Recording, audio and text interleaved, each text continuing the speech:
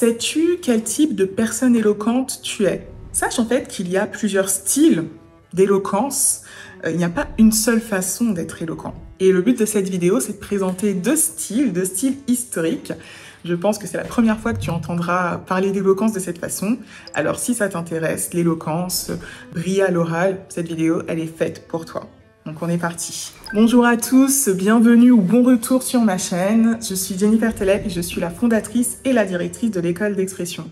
L'école d'expression, c'est l'école des ambitieux qui veulent bien s'exprimer à l'oral mais aussi à l'écrit, qui veulent parler avec plus d'intelligence, de structuration, plus de crédibilité et qui veulent maîtriser la langue, les mots. Donc si tout ça t'intéresse et que tu es aujourd'hui une personne qui cherche beaucoup ces mots, qui a les idées confuses, eh bien, je t'invite vraiment à t'inscrire à la masterclass gratuite S'exprimer avec aisance. Dedans, tu y découvriras la technique secrète qui te permettra de bien t'exprimer, d'être clair et de te faire comprendre facilement. Pour t'inscrire, c'est juste en dessous de cette vidéo. Le lien est dans la description. Et on commence tout de suite avec les deux styles d'éloquence. Et le premier style en particulier. Petite précision quand même sur l'éloquence, c'est important de préciser cela parce que toute personne qui veut bien s'exprimer dit « je dois être éloquente ». Et à l'école d'expression, on a créé la pyramide des niveaux d'expression qui permet de comprendre qu'il y a plusieurs stades. Quand tu as des difficultés d'expression, le premier stade, c'est le stade de l'aisance. Donc le but, ça va être de pouvoir te faire comprendre. Si aujourd'hui tu ne sais pas te faire comprendre, l'éloquence, c'est pour plus tard. Ça va arriver, mais c'est pour plus tard. Le but, c'est de gagner en structuration intellectuelle en premier lieu, de maîtriser les mots, de maîtriser ton discours et de gérer le stress, de gagner en confiance pour l'oral. Et ça te permettra au quotidien d'être clair, d'être précis et d'être fluide. Mais ce n'est pas l'éloquence. L'éloquence, on est vraiment dans ce qui permet de captiver, de capter l'attention, de briller, de persuader, de démontrer une force de conviction incroyable. Donc on est vraiment dans une prouesse, dans un niveau avancé. Ok? On va commencer par le premier style. Le premier style, c'est l'éloquence humaniste. L'éloquence humaniste. Et là, pareil, tu vas te dire, oh là là, qu'est-ce que c'est que ça? Qu'est-ce que c'est que cette vidéo? Où suis-je tombée si c'est la première fois que tu nous découvres? Qu'est-ce que c'est que cette éloquence humaniste? Donc, c'est le terme que j'ai créé pour qualifier cette éloquence-là. Cette éloquence, c'est l'éloquence traditionnelle. C'est l'éloquence qui vient plutôt d'Europe et qui peut aussi s'observer dans des cultures, dans des pays, des civilisations encore plus anciennes que la civilisation européenne, en Afrique, voilà, les civilisations plus anciennes, plus traditionnelles. Les anciens continents, l'ancien monde, on va le dire comme ça. Comme ça, on appelle souvent les Amériques, les États-Unis, le Nouveau Monde, et puis l'Europe, l'ancien monde. Pourquoi je dis ça? Parce que cette éloquence, tu la verras chez des avocats, chez des politiciens, chez des intellectuels. Si tu veux observer ce que c'est, je t'invite à taper conférence du stage de Paris, donc conférence du stage de Paris, ou concours d'éloquence. Voilà. Tu tapes ça sur YouTube et tu verras des vidéos. Donc, qu'est-ce que c'est que cette éloquence humaniste? C'est une éloquence qui est dans la tradition de l'art oratoire, dans la tradition historique de l'art oratoire. En Europe, cette tradition, elle s'enracine vraiment dans l'Antiquité, les tribuns de l'Antiquité qui... l'agora, au Sénat romain, en fait, venaient à la tribune pour défendre leurs convictions avec brio, avec répartie, avec une belle démonstration intellectuelle. Donc c'est un style qui se caractérise sur le discours par plusieurs éléments. Donc déjà, il y a un rapport à la langue qui est très particulier. La langue sera riche, le vocabulaire sera précis, sera parfois soutenu. Donc il faut un haut niveau linguistique. Il y aura une syntaxe aussi qui sera riche, qui sera soutenue, diversifiée. On ne va pas être dans une syntaxe très simple comme on peut l'avoir aujourd'hui dans notre monde. C'est pas une critique, c'est juste factuel. Il y aura beaucoup de procédés littéraires. On va utiliser des métaphores, des effets oratoires, des rythmes binaires, des rythmes ternaires, des questions rhétoriques. Voilà, ce sont peut-être des termes que vous avez déjà entendus. Eh bien, ils seront très présents, ils seront maîtrisés dans ce style d'éloquence. C'est aussi une éloquence qui demande une grande structuration intellectuelle. Il faut absolument maîtriser l'argumentation et la rhétorique. Il faut savoir construire un discours convaincant.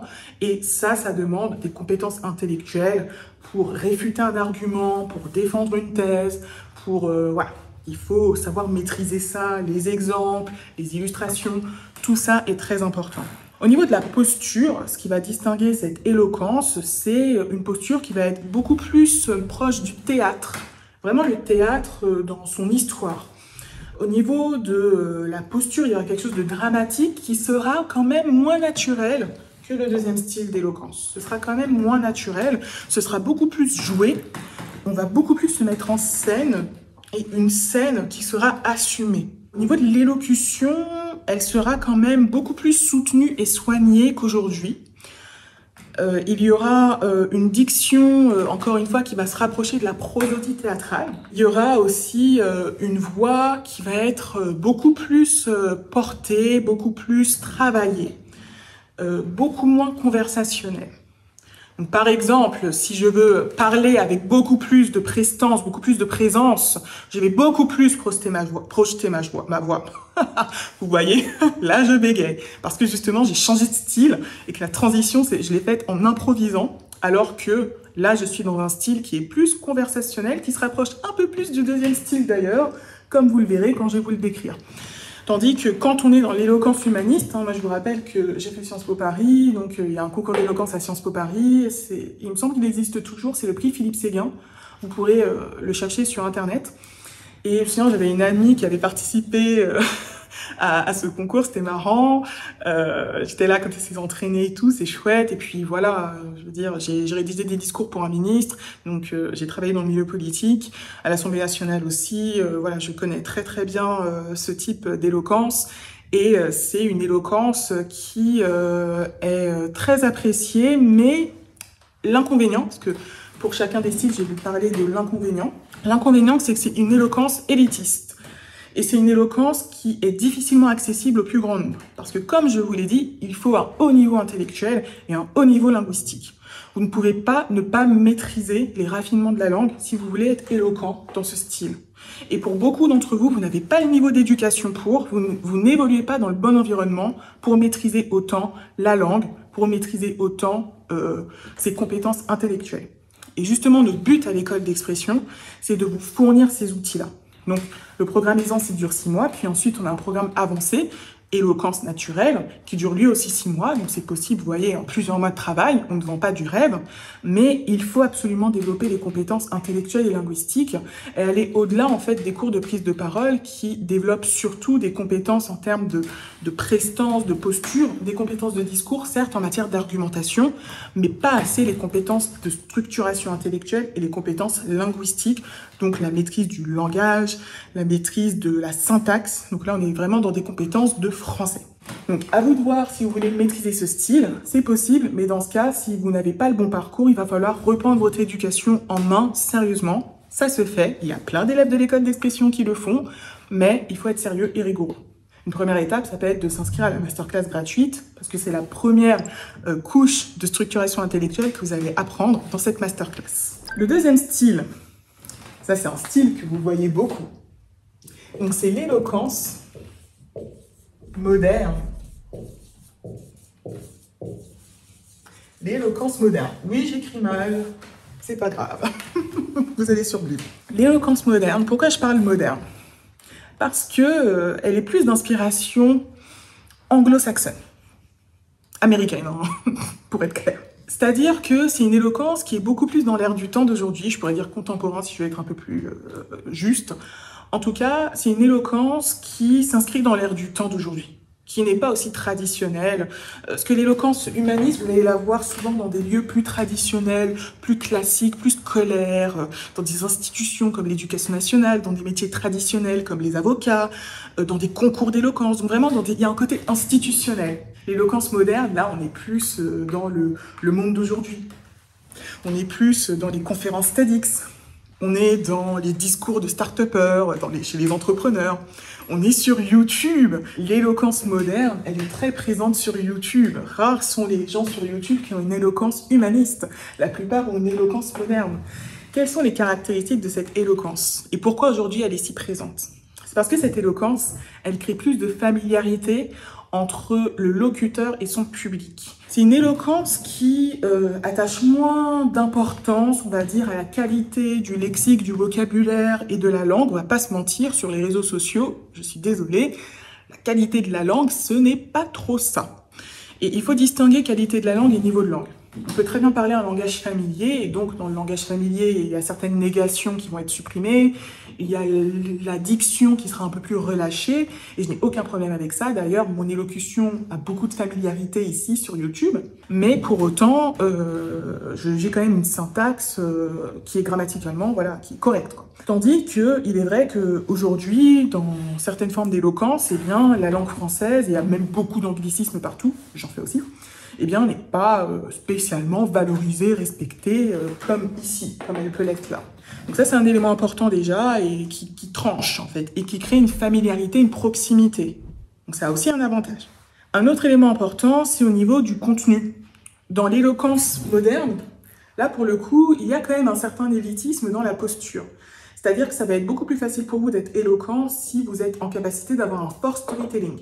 Ça veut dire que si vous pouvez avoir une histoire captivante, et idéalement votre histoire, là vous allez être beaucoup plus puissant, vous allez pouvoir être beaucoup plus éloquent. Cette éloquence, elle va être beaucoup plus centrée sur la personnalité du locuteur, donc de l'orateur. Celle-ci, vous verrez que c'est plus le discours et les idées qui vont être mises en avant, même si la personne peut se mettre en avant. Et par exemple, quand vous regardez des concours d'éloquence, les candidats ne parlent pas d'eux.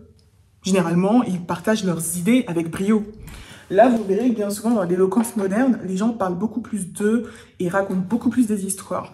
Donc, c'est une éloquence qui est beaucoup plus émotionnelle et qui touche beaucoup plus directement le public et qui a cette volonté de créer cette proximité. Voilà, il y a une posture qui est quand même différente. On va beaucoup plus se mettre en avant et il y a une identification entre l'orateur et le public, en racontant son histoire, en racontant des anecdotes de vie. Donc c'est très intéressant les deux styles sont pertinents, mais clairement, si vous voulez vous connecter à l'autre, celui-là est plus puissant. Donc vous voyez, quand on parle d'éloquence et d'expression, ça ne dépend pas que des goûts de chacun, ça dépend aussi de l'impact que vous voulez créer chez votre public. Et un élément important, c'est qu'il semble plus accessible ce style, mais comme je vous l'ai dit, si vous n'avez rien à raconter, si vous n'avez pas une vie intéressante, va falloir vraiment en faire des caisses pour rendre des choses intéressantes, quoi. Donc, on n'est pas tous égaux. Par exemple, pour ma part, je suis une transfuge de classe, j'ai grandi en cité, dans une famille monoparentale, j'ai fait Sciences Po Paris, j'ai travaillé sous les ordres de la République pour un ministre, j'ai du storytelling. Donc pour moi, c'est beaucoup plus simple de maîtriser cette éloquence moderne parce que mon parcours me facilite la tâche. J'ai déjà des accomplissements qui me mettent en avant. Donc si vous n'avez pas une singularité, ici, ça va être compliqué. Il va vraiment falloir bien raconter les histoires des autres, quoi.